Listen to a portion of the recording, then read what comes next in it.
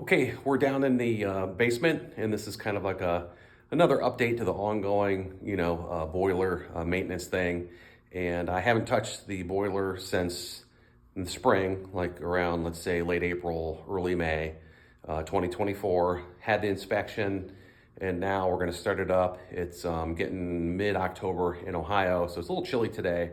So we're going to fire the boiler up. Just want to kind of show you guys where we're at, and also to take a look at the color of the water that's in the view site there. So let's take a look at that. Here's my setup, which is pretty typical. I mean, it's not gigantic, but for my building, decent size. And as you can see, the water is nice and clear, and the line right there, I don't know if it's gonna match up with the phone, there we go, is at the line of where it should be, basically, for the water level. But take a look at the water in that sight glass. It's purplish, which again is this 8-way, and I typically put that in once in a while to clear it out. And we're gonna fire it up. So I'm gonna flush this just a little bit. You should do this on the flush every once in a while, because in here is a little flapper valve, and if you don't flush it out regularly, then the sediment will come in here and it'll mess with the valve for going off and on, and that's your freshwater intake, I believe. So, but that's important anyway. There's a little valve in there. You don't want it to get all encrusted. So let's take a look at this. See, it's kind of gunky right there. So we just want to get that out of there.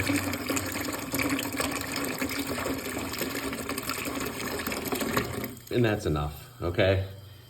So, and it did stir up some sediment inside of there. So we'll run it and let that settle down again and clear that out. So it's looking pretty good, and I'm pretty happy. I'm gonna fire it up and just make sure everything goes on okay. It has been inspected again for this year, so we're good with the state of Ohio, which is required every year. They charge a small fee and come out and inspect it, just to make sure it doesn't explode because it's under pressure. So far so good. I'll give you an update later on some other stuff. All right, so the furnace has been, or the boiler rather, has been fired up for a little while longer. Let's see if I can see the flames down there, looking really good all the way around. And I don't see much carbon build up on those burners.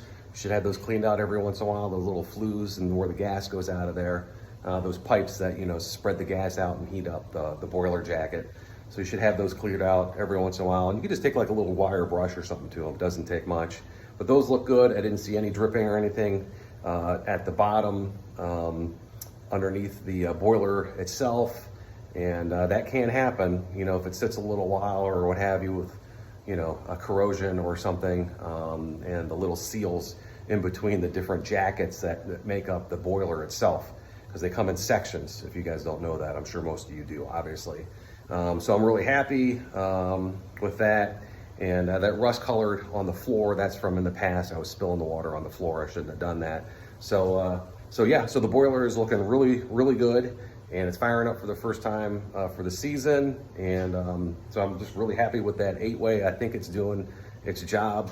I don't really hear it knocking as much and things of that nature. So I'm pretty happy with the fact that it's probably, getting rid of the sediment, or it's preventing oxidation is really what I think it does, which is the breakdown of the iron in the pipes and in the system. So you don't want that in there at all. So I'm happy with that. I believe it's working, and for the investment, I think it's worth it. So I'm not getting paid by them. This is not a sponsorship at all, and I'm not a professional, so don't take my word for it. This is just my experience. So have a great day. I guess I'll see you guys maybe next year.